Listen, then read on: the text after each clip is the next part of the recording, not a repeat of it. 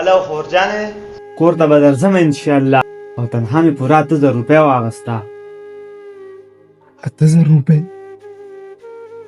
خورجانې زما به د تنخوا کوسته څه کېده که نه هغه هر څه به دلته دروړمه. نور خو تا ته پته ده چې زما دغه لږه تنخوا ده.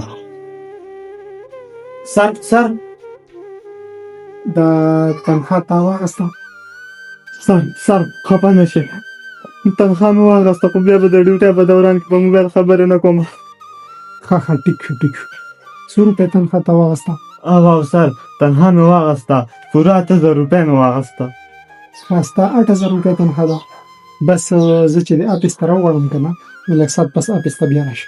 سر بیا به د ډیوټۍ په دوران کې په موبایل خبرې نه کوم. سر ښه دا سیکیورټي ګارډ چې دی دی خو راغلي نو اواز کوه ته لږ دننه راشه. ښه جي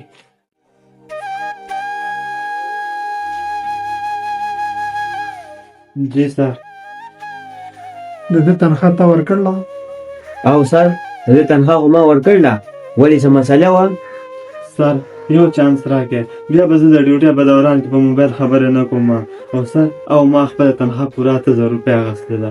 سر دله خو ما تنخوا ورکړله خو زه یې به زه سر و دې اوس ماف کې بیا به ډیوټۍ په دوران کې په موبایل باندې خبرې نه کړي او راځي چې میټینګ نه ځو په موږ ټایم ناوخته کېږي. هلکه ته ورځه بیا خبرې مه کوه په موبایل باندې. ټیک شو سر ټیک شو سر. لکه ودې کې خبره وره اسې ما وی دې سیکیورټي ګارډ له ته څو روپۍ تنخوا ورکړې؟ سر دله خو زه پوره تنخوا ورکوم نو د ده 40000 روپۍ تنخوا ده او 40000 روپۍ مې له اوس ورکړلې. سر زما خو 40000 روپۍ تنخوا نه ده، زما خو 8000 روپۍ تنخوا ده. وایي ده راکړی ده راله. نه سر دې دروغ وي، د ده پوره 40000 روپۍ تنخوا ده او ما له پوره 40000 روپۍ په دې میاشت کې ورکړلې. سر ما خو د چاته به د عمر کې 40000 روپۍ تنخوا نه ده راکړی، ما خو 8000 روپۍ راکړي نو. ښه ټیک شو ورې زه د کیمرو دا ریکارډ چک کوم.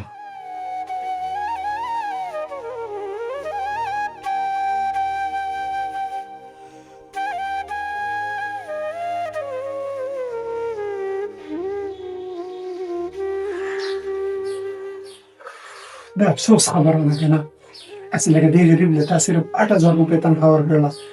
نه سر ټیک شو دله ما 8000 روپۍ ورکړلې خو ده زما نه نور اډوانس اخیستې وې وایي زما په کور کې ورته ضرورت دی.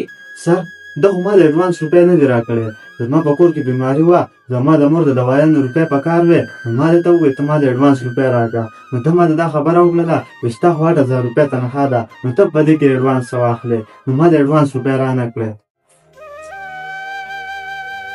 ښه دا خو ټیک شو. زه خو دې خیال کړی تا ته ما ویلي ومې چې څومره ملازمین دي د کمپنۍ هغوی ته ته به بینک ته تنخوا لګي، نو دلته تا دې بینک ته تنخوا ولې نه ده لېږلې؟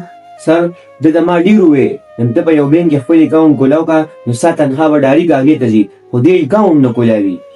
سر زما خو بینک اکاونټ شته خو دوی خو ما د اکاونټ په باره کې څه نه دي ویلي.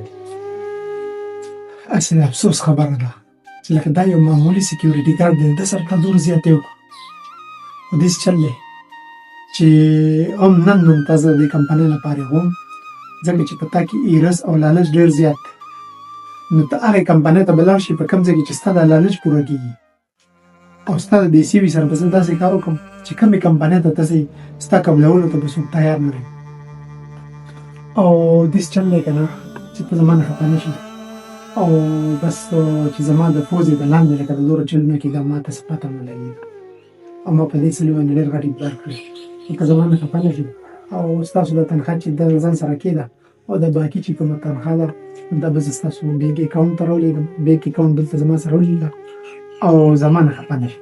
ټیک شو سر ستاسو ډېره مهرباني. اوس خو زما تنخوا سیوا شوه، اوس به که زه د مور علاج هم وکړم او کور کې چې د ضرورت څه سامان وي هغه به پرې م واخلم.